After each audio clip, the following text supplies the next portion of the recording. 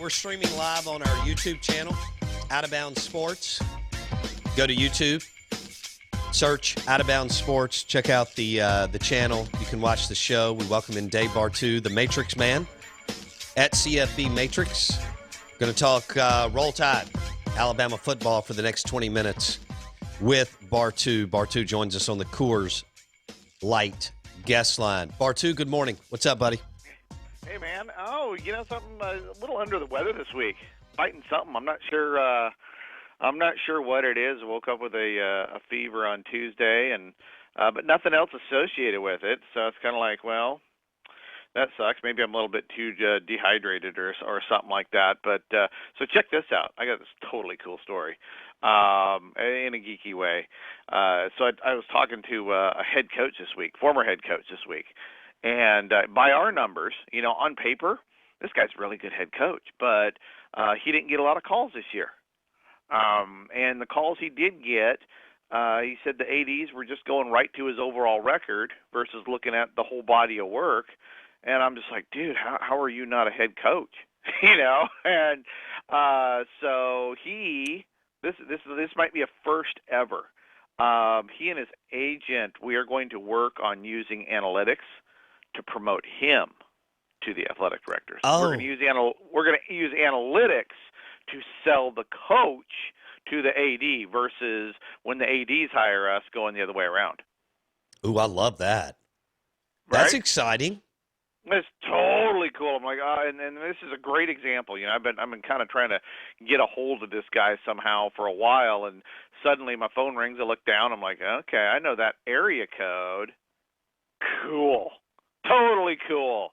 I mean, it was a great conversation because we were on the same page.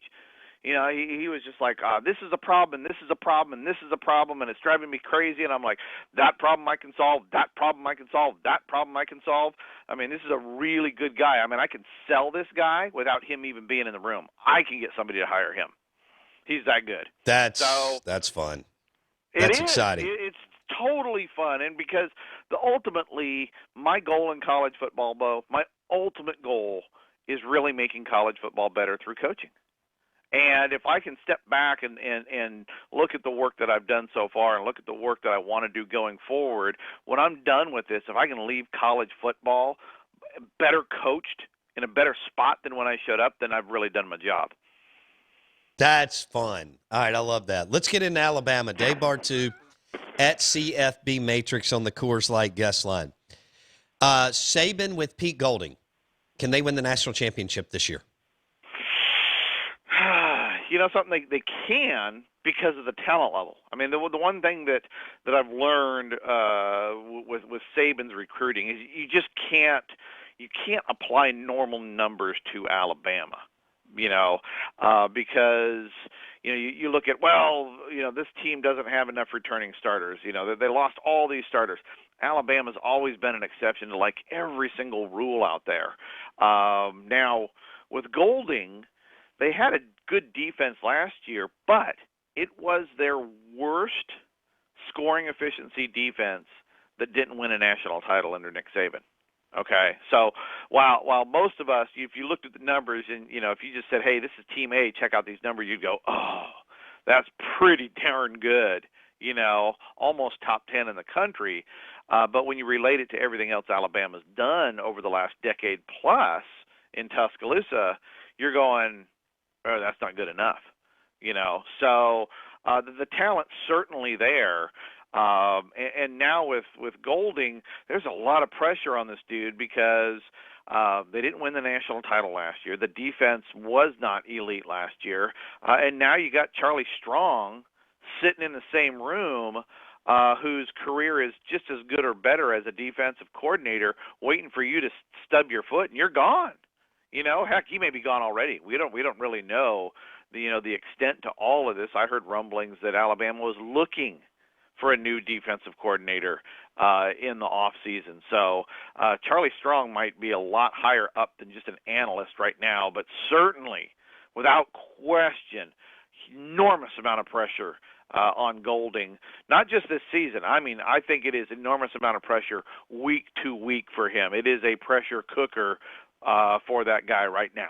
So Dave Bartoo on the Out of Bounds show. Uh, would you name Charlie Strong the defensive coordinator this morning if you were in the Alabama football office? No, well, no, I wouldn't. I mean, you'd let Golding go first. You know, I mean, there has to be. I would imagine, so that the culture and the expectations don't fall apart, there has to be this is what is happening. You know, there's going to be no game plan or anything like that. I mean, it's just got to be this is the way it's going to be, and this is who's calling the plays. So, you know, I don't know what that is going to be, but, you know, to try to keep the team together, to keep any team together, there certainly has to be structure and order there. So, you know, as far as naming somebody, I think if you're going to do that, then you're firing Pete Golding as well. So I don't see that happening. I'm really hoping but that isn't your deal? It works out. Isn't your deal Bama, Georgia, USC? Well, that's not a good example. Bama, Georgia, Ohio State, you know, Oklahoma, Auburn, LSU type programs. They get to eat first, and so there's no point in having a Pete. Nothing against Pete. 4 years from now, he may be exceptional, Bartoo. But today, there was no point in hiring him in the first place because what you always talk about is you're Bama. You should go get the best or one of the top 2 or 3 guys on the market, right? Right, best available, right? You right. Go hire Mike Elko. You go get Dave Aranda. You go grab Jim Leonard. You know, you go grab those guys. You know, and you don't go next man up. And if you notice, Alabama finally ran out of really good guys, and Nick kept. You know, he finally went next man up in 2 guys. Remember that? I was on your show a few years ago and just said, look, you know, you're bringing in Tosh Lapoy and next man up on offense, which was Loxley, and they're not going to win a national title with it. And it didn't happen, you know. And now you brought back Sarkisian, whose career as a play caller is very good. And now you have Golding there. So I'm feeling that Nick has faith that Golding can get there. And Strong is either there to mentor him to get him to an elite defensive coordinator, or be there to replace him if Nick loses faith in Golding's ability to get it done. Dave Bartoo on the Out of Bounds show talking Roll Tide football. The dynasty is over. You know, there's not going to be any more 5 and 9 years. So the question is, can Saban, you know, find another one in the next few years? And time is somewhat running out too.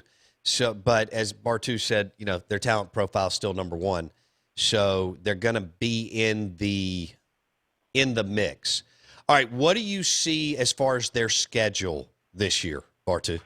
Well, it's super favorable for them, you know, in spite of its difficulty. You know, it still cracks me up, the whole national narrative that, you know, SEC teams need to play 9 conference games. So I'm like, dude, you got Auburn, A&M, Tennessee, Georgia, you know, you got USC on here.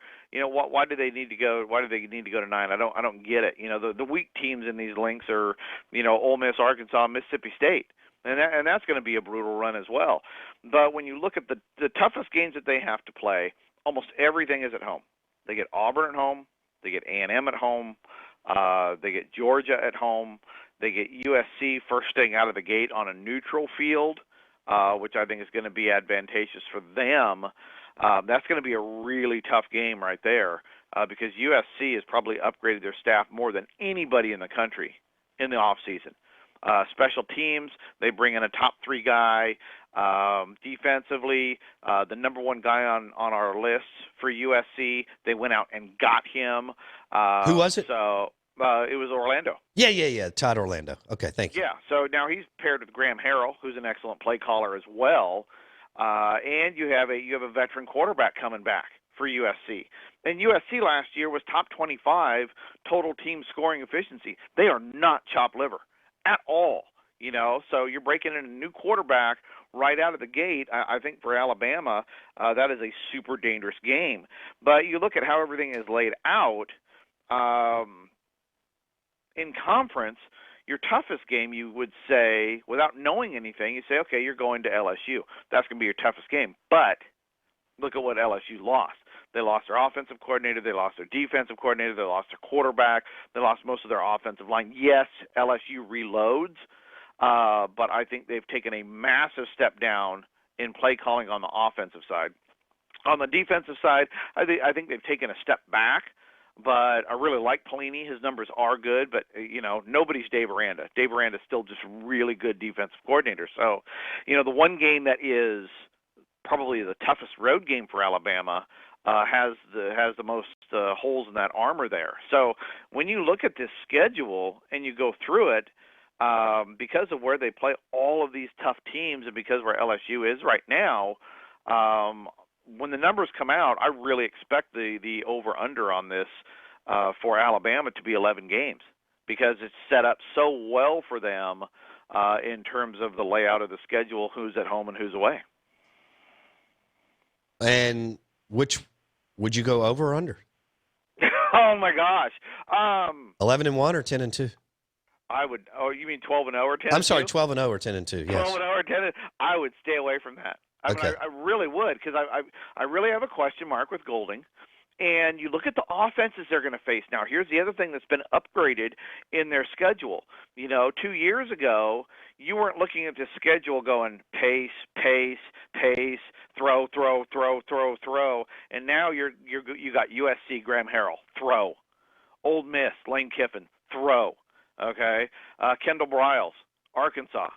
Okay, it may not be the most talented team, but guess what? They are going to run a gazillion plays. They're going to wear you out. Then guess what? Week 3, you want to talk about being in a great spot. Mississippi State is like the trap game because Alabama is going to face at Ole Miss, at Arkansas. It's going to be pace, pace, pace, pace, pace. Then they get to come home and get a break against Mississippi State, right? Yeah, you're going to get a break against Mike Leach's offense with at Tennessee and at LSU on the road coming right up. So to me, if you're a State fan looking at this Alabama schedule, to me the best trap games are State at home and at Tennessee right before LSU because they're going to want to beat LSU. Revenge game, what happened last year at home. They could have won that football game. So to me, I think 11-1 is a good number for them. I think they're going to win the West because of the way the schedule is set up. And if I'm setting that line, that's where I would set it at. But if I'm looking for losses in here, obviously the talented one, but I really think the trap game is that Mississippi State game or at Tennessee after having to face so many plays on defense for 2 to 3 consecutive weeks. Wow, Golding's going to have his hands full because of what really Bartoo is. just described. Yeah, he really is. In fact, everybody. This is. I think that this is going to be a golden year for college football. I think it's going to be wonderful. All across the board. You look at your top 25 recruiters going into this season. Your top 25 recruiters, the teams that have had the 4 best recruiting classes, 4-year average, all of them are top 30 in scoring efficiency from last year. There is so much good football. And in the SEC West, man, I would go to every football game I can because every single game, it doesn't matter who's matched up, you have greatness on the field, whether it's head coach, whether it's offensive coordinator and defensive coordinator. It is an absolute bombshell of coaching in the SEC West. If you're a season ticket holder, you just can't wait for this season to start because there is going to be kick-ass football everywhere. Bartoo on the Coors Light guest line at CFB Matrix on Twitter. We're talking Bama and SEC football. Now, Bartoo, this will be very difficult to quantify, but Saban lost Scott Cochran, his strength and conditioning coach from day one since 2007. He lost him this week to Kirby Smart. Cochran wanted to get on the field. Saban, for whatever reason, didn't want to make that move. Couldn't justify it. Kirby Smart comes in, who obviously knows Scott Cochran from his days at Bama, and makes Cochran his special teams coach at Georgia. So they call Cochran basically Saban's number one confidant, the conduit from the players to the team, and the guy that, because of his seniority, can get a face-to-face with Saban on anything. And if any of the players had issues, which you know how competitive that program is, Bartoo, you got guys, there's just a lot of moving parts with 18 to 23-year-olds who are super, super talented and skilled. So since 2007, Scott Cochran has been Saban's head strength and conditioning coach, and he left for Georgia Monday. And I know you haven't running numbers because you can't, but what are your thoughts on that? Well, no, I'd never even heard of the guy until Monday. Everybody's like, well, what's going to happen to Alabama when this Scott guy leaves? I'm like, who? Well, he's been there for all of Saban's national championships. Well, yeah, so is Saban's wife, but it doesn't mean it's that big a deal. Now maybe this guy is that kind of glue, but you look at it from a Georgia standpoint. Are you cutting off your nose to spite your face? Because you're bringing, Georgia's another one of those teams. Remember how we just talked about best man up? Yeah. You buy the best guy out there.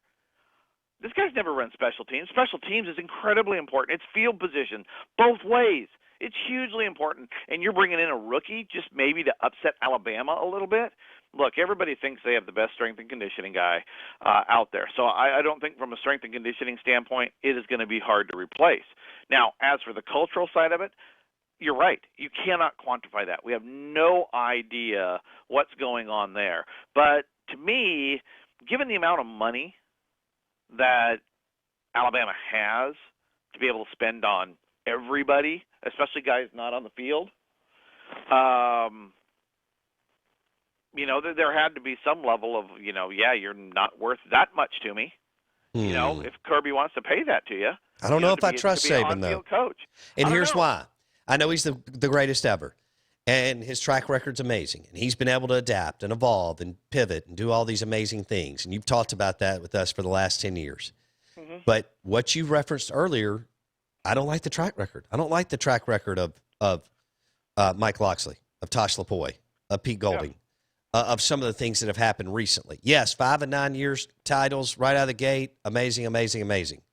But what's happened as of late, I just don't have as much faith and belief in Saban. You shouldn't. You don't have that elite defensive coordinator. You don't have Kirby, okay, or Pruitt. These guys were elite guys at multiple stops, and Alabama does not have that. So, yeah, is it what it used to be? Recruiting, it's about what it used to be. Coaching, no, I don't think what it is. And maybe Cochran isn't that big of a deal, but maybe it's just big enough to knock him down and make him just a little bit more vulnerable than before. Mm-hmm. So I think it's replaceable. I don't think it's really going to change the X's and O's on the field.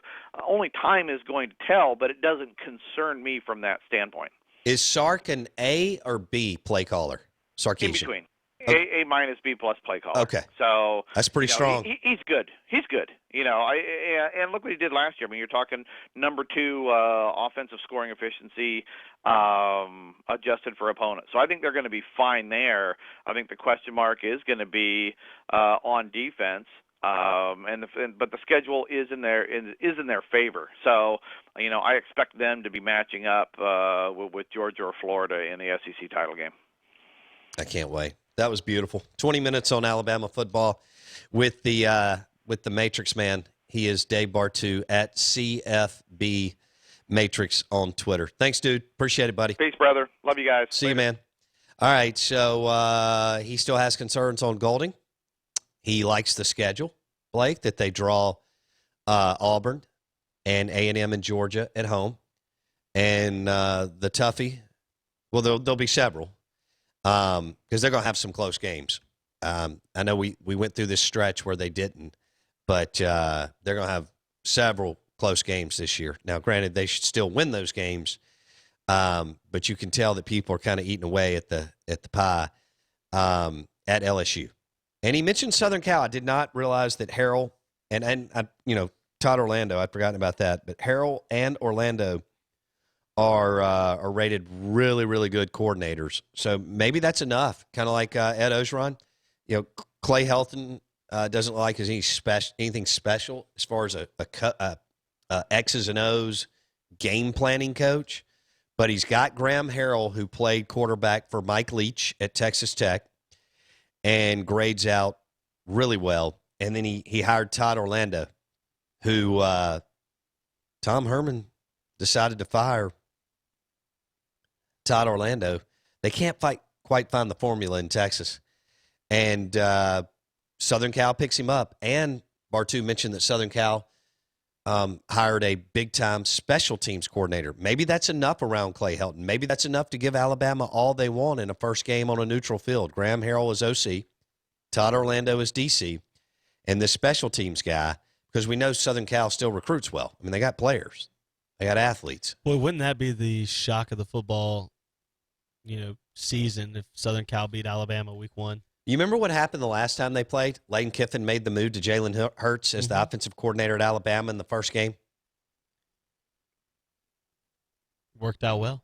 They won like 55 to something. So he made that, and Hurts threw a pick on his first possession. And Lane had they gave I don't even remember who it was, Bateman or somebody. He was a 4 or 5 star. They gave him the opportunity, and it wasn't long in that Southern Cal game. I think it was played in Jerry's World. That's when we got introduced to Jalen Hurts. And so Lane made that move. It was a great move by Lane Kiffin when he was the OC at Bama. And the rest is history, and Jalen had a great career at Alabama until, he was replaced by Tua in the second half of the national title game, but then went on to do really well at Oklahoma. So that's something to think about. Southern Cal and Bama. Does Southern Cal actually have enough to make it interesting, especially now that Bama's not Bama 5 years ago, where they could just dominate you, suffocate you? And do they have anything special at quarterback? Do they have anything special? I know all these guys are talented. They're on Alabama's roster. Talent is one thing. Special qualities, like I mentioned with John Rice Plumlee, or Jake Mangum, or Dak Prescott, special qualities are something totally. I mean, you can make an argument though that Nick Saban's won more without special quarterbacks different time. Than without. That was McElroy and AJ was that 09, but 10, even, 11. Even up to when Kiffin won it with Jake Coker. Well, but I mean that's not. I'll give Coker. Coker could play. Man, he was athletic, but not special. No. But he was athletic. Play multiple sport athlete down in Mobile. But that's my point. If Saban gets a Jake Coker, no one's going to go, "Wow, he's as good as Tua." But they're also going to still win 10 games minimum. That's my point. If all you need is Jake Coker, we're focused on how do they win the national title. They don't care about winning 10 games. So do you think they can win it with a Jake Coker is my question. Not with what Clemson is doing. What I'm trying to tell you is it's changed since 2014. Okay. Not with what Clemson is doing and where Ohio State is and where Georgia is and Mullen coming. No. They could win with McElroy and A.J. McCarron and Jake Coker. I know Coker doesn't feel like long ago, but I think they need more a special kid there. Hey, don't forget about our YouTube page. Search Out of Bounds Sports. Thanks for listening to the show. And the show is brought to you by Ace Bolt and Screw, powered by DeWalt Tools. Check out the podcast on Apple Podcasts. Search the Out of Bounds Show and check out our YouTube page, Out of Bounds Sports. YouTube, Out of Bounds Sports. Have a great Thursday. We'll see you tomorrow.